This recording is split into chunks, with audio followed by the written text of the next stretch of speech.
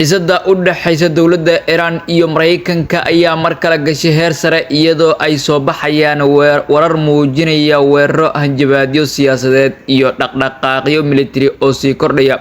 Khubarada siyaasadda iyo amniga caalamka ayaa ka digaya in xaaladdan ay keeni karto khatar weyn oo gobolka Bariga Dhexe ah iyo saameyn dhaqaale oo caalami ah. Warbixinadii ugu dambeeyay waxa ay tilmaamayaan in labada dhinac ay sii kordhiyeen cadaadiska iyadoo Mareykanka uu beegsanayo bartilmaameedyo la xiriira kaabayaasha muhiimka ah Iran, halka Iranna ay muujinayso diyaargarow ciidan iyo jawaab celin xooggan.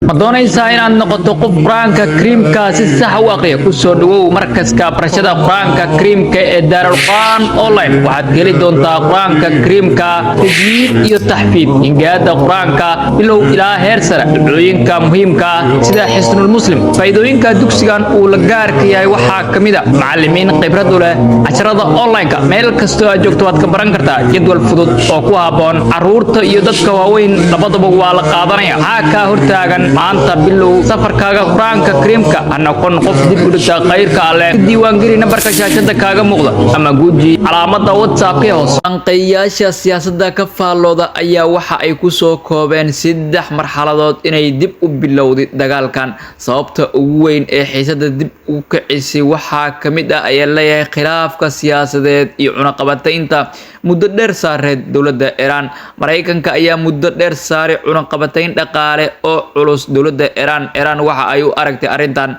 dagaal dhaqaale iyo cadaadis siyaasadeed. Waa arrinta labaad waa arrimaha nuclear-ka. Khilaafka ku saabsan barnaamijka nuclear-ka Iran ayaa weli ah sababta ugu weyn. Mareykanka waxa uu ka cabsi qabaa in Iran ay hesho nuclear. Waa sababta saddexaad saameynta gobolka ay ku loolamayaan labada dowladood. Labada dal waxa ay ku tartamayaan saameynta dalalka sida Iraq, Syria iyo Yemen. Kooxo hubeysan oo taageero ka helaya labada dhinac ayaa sii horinaya colaadda ay leeyihiin falanqeeyaasha siyaasadda ee gobolka. Falanqeeyaasha caalamku waxa ay isweydiinayaan haddii dagaalku uu sii socdo khasaaraha la filan karo. Dad badan ayaa waxyeello ka soo gaari karta barakac, dhaawac, burbur nololeed. Kaabayaasha muhiimka sida korontada, isbitaalada iyo biyaha ayaa saameyn weyn gaari karta.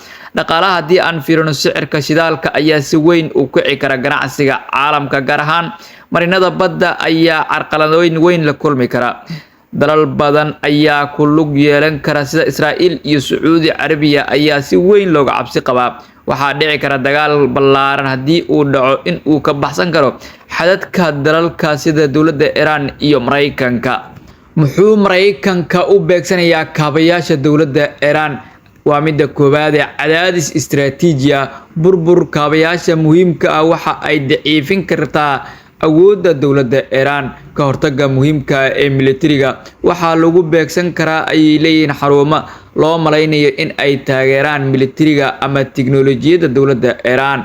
Fariin siyaasadeed waa midda saddexaad waa digniin muujinaysa awoodda iyo ka hortagga in Iran ay sii ballaariso saameynteeda gobolka.